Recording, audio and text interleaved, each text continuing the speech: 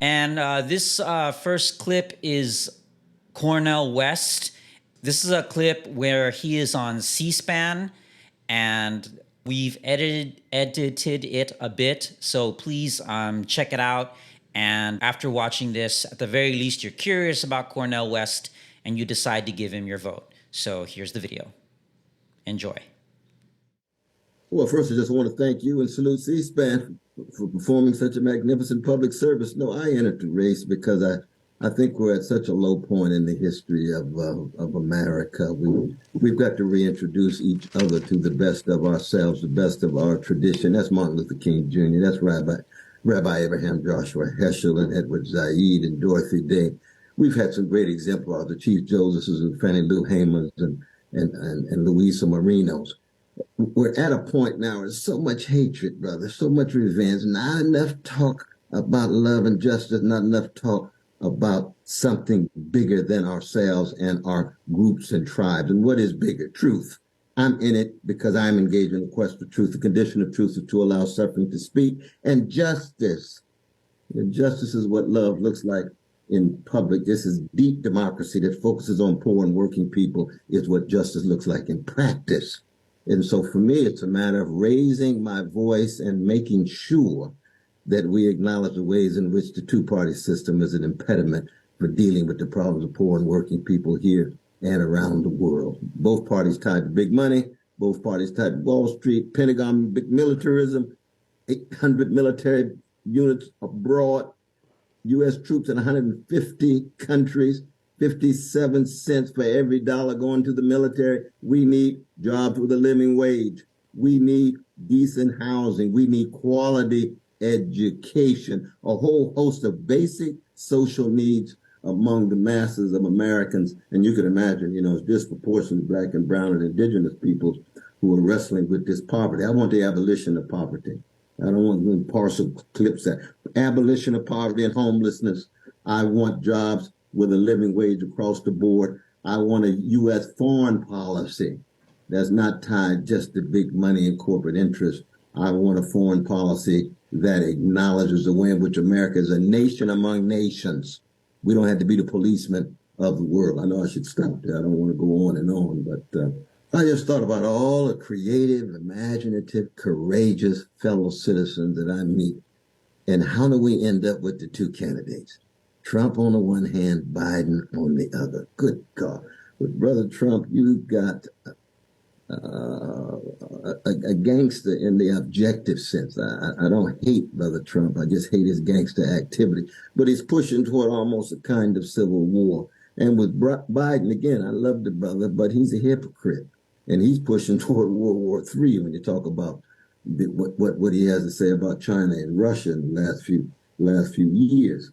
We can have high quality citizens actually become politicians, but they can't be politicians in the traditional mode because so many of our politicians are paid off by big money. So many of our politicians are captured by Wall Street and Pentagon and Silicon Valley. We need citizens who become politicians concerned about the plight and predicament of citizens, especially the vulnerable ones. I come out of my deep Christian tradition, the Shiloh Baptist Church, and Reverend Willie P. Cook and Deacon Hinton and Shaton. And I haven't even got to Irene West and Clifton West, mom and dad. You see. And I look at the world through the lens of the least of these. Oh, he promised student loan and wouldn't push it.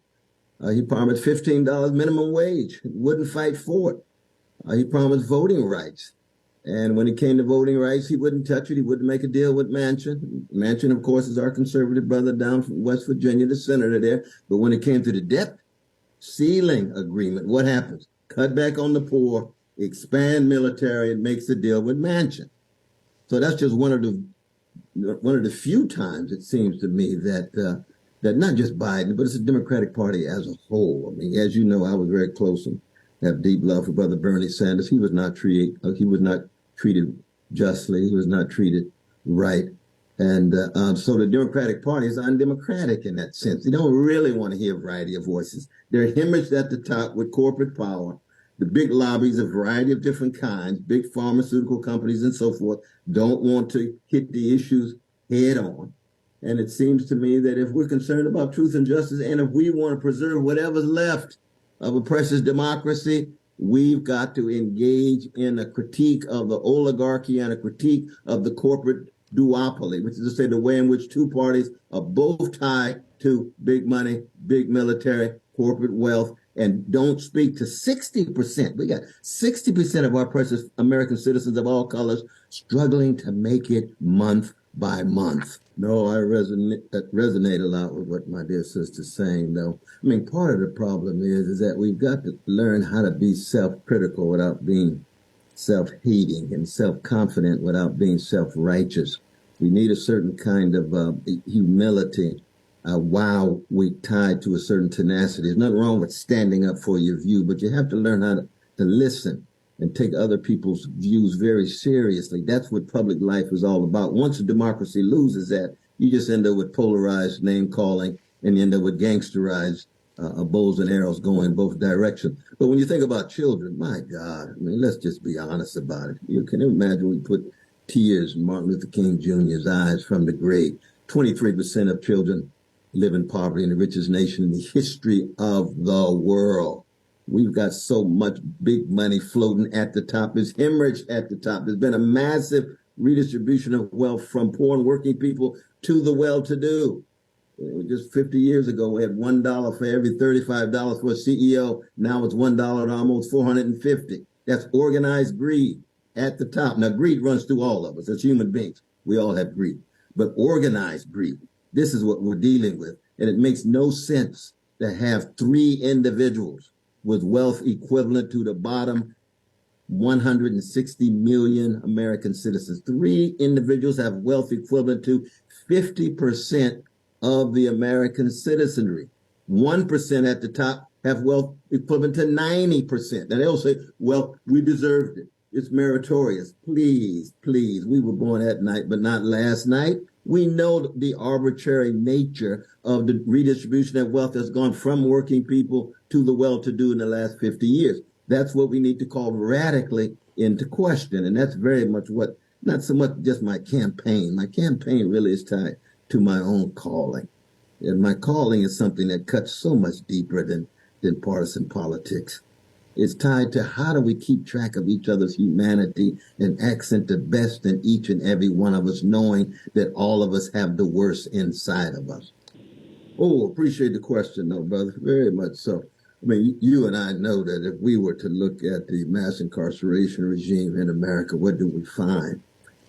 Disproportionately black and brown. If you look at the homeless, I'm here in California. Black people in California are 6%, but almost 35% of the homeless. Now, what's going on there? Well, it has much to do with the fact that when you had a group like myself, with black folk who've been here for 9 generations, right, enslaved for over 100 years, and then neo-slavery and Jim Crow and lynching and disenfranchisement and so forth for another 100 years, that's very different than our precious African brothers and sisters or Caribbeans who are voluntary immigrants who come in hitting the ground already with a tremendous sense of self-confidence, knowing this is opportunity that they seize. That's very similar to our Jewish brothers and sisters who made it here in bulk in the 1880s, trying to escape a Jew-hating Russia and a Jew-hating Eastern Europe, or Italian brothers and sisters who came from southern Italy with very little, but hit the ground running. That was over 130, 40 years ago. But voluntary immigrants are very different than those who have been enslaved in Jim Crow. When I say Jim Crow Jr., what I mean, though, brother, is that the American apartheid system was undermined. That was legal segregation, legal Jim Crow, but de facto, where people live, the schools that people attend, the networks people have access to. That's the Jim Crow Jr. But so what we're talking about here is not losing sight of the humanity of folk. Oh, you're right. I mean, African immigrants and Caribbean immigrants are not monolithic, but they're very, very different. It's not a matter of skin pigmentation only. Culture makes a difference. Strong families make a difference. Strong institutions make a difference. But when you have deep institutions that are racist and white supremacists in terms of how they connect, relate, perceive black folk, especially black who have been here for a long time, then you got something else going on, my brother. And keep in mind, we're never solely victims. I'm never solely a victim. I come from a black people who have produced some of the greatest love warriors and greatest freedom fighters and greatest wounded healers in the face of overwhelming hatred, overwhelming trauma, overwhelming terror. But of course, every community has its gangsters and thugs. And I got a lot of gangster in me, believe me, though, but I work on it every day. I'm glad somebody's praying for me. No, I appreciate my brother's spirit and his words. I think that one way of talking about Jubilee, of course, is the biblical conception of justice. You see that in Hebrew scripture. It's a powerful formulation, but it has, again, to do with trying to understand and acknowledgement the damage done and then trying to repair it. That's, of course, what reparations is all about. That's the reason why I don't see how one can be fundamentally committed to truth and justice and not be also committed to some form of reparations when people have been damaged, people have been exploited, their labor has been taken, and even land taken, and so forth. We've seen it with the Japanese. Certainly, of course, it was highly appropriate with our Jewish brothers and sisters in Germany. So this issue of truth and justice is a very, very challenging one. It's double-edged. It's not just against others, but it also means we have to take some responsibility. Very much so. Yeah, as you know, these are decisions in real time. We're in the process of ballot access activity. And as you know, I'm a Green Party participant in the nomination process, and that will culminate next summer. But by the election, we should probably be on a good 48, 49 states. Historically, the Green Party's been on about 46 or 47 states. And so it is a process, and that's part of the problem. I mean, the two parties do make it very, very difficult for third parties. You can be a Libertarian Party, a variety of different parties, Green Party, and what have you, make it very, very difficult. Now, I come from a people whose anthem is lift every voice. Lift every voice. Voice means just like a jazz man and a blues woman. You got to find your voice, and your voice is uniquely yours, just like your fingerprint. But echoes, not lift every echo. We got too many echoes in American politics.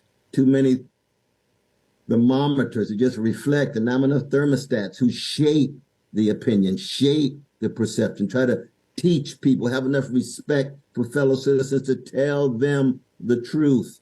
This is true about foreign policy. This is true about domestic policy, and is true about ourselves, my brother. My dear brother, I salute you. I really do. We praying for each other, though, man. It's praying for each other. Just a matter of trying to be honest about what it means to follow Jesus of Nazareth. You remember, he's crucified because he runs out money changers out of the temple. That temple was the largest edifice on the other side of Rome, 400 Roman troops protecting it. Why did he go in? Not because he hated money changers. He hated greed. And he had a deep love for the least of these. 25th chapter of Matthew, going back, of course, to Hebrew scripture, spreading that hesed, that loving kindness, the orphan and widow and fatherless and motherless and subjugated. We need that spirit, my brother, translated into our public life, translated into our politics. And the love that I have for you and the love you have for me cuts much deeper than politics. It cuts much deeper than political agreement. But we have to acknowledge where we do deeply disagree. My dear brother Robbie George and I have traveled the country now and taught together for almost 20 years. And we try to talk about this over and over again. Can we be candid about the underside of our society and accent the sunny side? U.S. foreign policy. Can we be honest, for example, in Israeli-Palestinian conflict, have a deep, deep commitment to Jewish security and Palestinian dignity, but recognize the Israeli state is occupying and dominating precious Palestinians, and every day it is expanding. Does that make one anti-Semitic? No, if you ensure that you're staying in contact with the humanity of Jewish brothers and sisters. But if you're staying in contact with the humanity of Palestinian brothers and sisters, you've got to bring an indictment of the occupation, indictment of the domination, indictment of the expansion, and then try to create conditions under which their dignity can flower and flourish. In terms of policy, it's complicated in terms of the moral and spiritual issues. We have to be very honest about that. You can't get a peep out of the Republican Party or the Democratic Party when there's a massacre of Palestinians and no one says a mumbling word. That's morally obscene. That's spiritual malnutrition. They're scared, they're fearful, they're intimidated. But when you're committed to truth and justice, you're free. And the truth makes you free. But keep in mind, my dear brother, that national debt has much to do with the wars. Trillions of dollars in Iraq. And of course, invasion and occupation of Iraq, very much supported by Brother Biden, was a crime against humanity. Over 500,000 Iraqi lives were lost, hardly mentioned in the U.S. press. C-SPAN is willing to talk about it because you have a variety of voices. Hardly mentioned. Well, Iraqi life has the same value as an American life, a Lithuanian life, an Ethiopian life, a Ugandan life, and a life in China. That's the kind of notion of what it means to be made in the image and likeness of God for me. And therefore, we have to be honest about how the national debt is tied to war and what it means to be critical of war. Not because we're pacifists. I have a great respect for Quakers and others. I'm not a pacifist. I'm a Christian, but I'm not a pacifist. I believe in just war under very specific circumstances. But we know Afghanistan, trillions of dollars, Iraq, trillions of dollars. Now today, Ukraine, over now $135 billion and growing, and more than likely, we don't know how much money is actually being paid. We have to be sensitive in solidarity with the suffering of our Ukrainian brothers and sisters, but also self-critical. That Gorbachev was promised NATO would not move 1 inch. And now, a few decades later, 13 former Soviet countries are now part of NATO with missiles targeted Russia. If Russia had missiles in Mexico and Canada, what would the U.S. government do? Probably blow them to smithereens. That's how empires behave. We're just being truthful. That's not anti-American. That's the truth about empires. The worst of America is greed, hatred, thinking that we're number one. The best of America is love, justice, and willing to live in the world as nations among nations. That's the legacy of Martin King. That's the legacy of Miles Horton, Abraham Joshua Heschel, and Edward Said, and so many of the others who I have mentioned. No, but thank you, my brother. That's a very important question because, as you know, I mean, Republicans were once the party of Lincoln. And keep in mind, Abe Lincoln won on the third party ticket. The third party ticket he won. And black folk were tied to the Republican Party up until the 1930s, when, of course, the Dixiecrats and the Southern Democrats became so dominant. Black folk shifted. No, excuse me. They shifted from the Republican Party to the Democratic Party, but they entered a party where you still had Southern Democrats and the Dixiecrats, and then you got the break where the Dixiecrats became Republicans in the 1960s. George Wallace ran on a ticket. 12.8% of the U.S. citizenry voted for a white supremacist platform. Those are the ones Nixon brought in. So black folk then shifted to the Democratic Party. Unfortunately, both parties don't speak to the needs of black, poor, and working people. They speak to the needs of professional classes. And black leadership became tied so much to the black professional group and the black middle class, and they turned their backs on black poor and black working people, but black leadership is black middle class. So you got class issues within the black community. It was under the Democrats. Again, Joe Biden, architect of what? Mass incarceration, the crime bill. He was the one that stood up there and said, throw away the key for those super predators. We're going to make sure we never see them again. Hey, Joe, Brother Joe, those are human beings down there. They're desperate. Some of them are doing wrong. Many of them, non-violent offenses, still going to jail. But what happens when Wall Street has its crimes, insider trading and market manipulation and predatory lending, fraudulent activity? How many Wall Street executives went to jail under Obama and Eric Holder and Biden? Hardly any. Roughly the number of black folk in the National Hockey League. You know what I mean? Hardly any. It's clear then that black folk are locked into a Democratic Party that does not speak to the plight of black poor and working people, but the black middle class does very well. And so even though I myself, as a professor, could be considered very much a member of the middle class, I have a moral and a spiritual commitment, first and foremost, to poor people and working people of any color, any religion, any sexual orientation. Why? Because they have been left out. They have been left out. All And right. unfortunately, then the black leadership brings black folk in. And we got to keep in mind, we got almost 35–40% of our fellow citizens who don't vote at all. They've given up on the electoral political system. And that's, again, these precious citizens I'll be going at. Thank you so very much, my brother. Again, we praying for each other, my brother. Praying for each other. First, no, I don't think the election was stolen. I don't think that our electoral process is perfect. I think that we need to struggle for more election integrity. Unfortunately, because of the role of big money in our elections, that we don't get the high quality candidates, because oftentimes you have to have ties to big benefactors and big donors and big providers in order to even run for office. But I don't think it was stolen. No, not at all.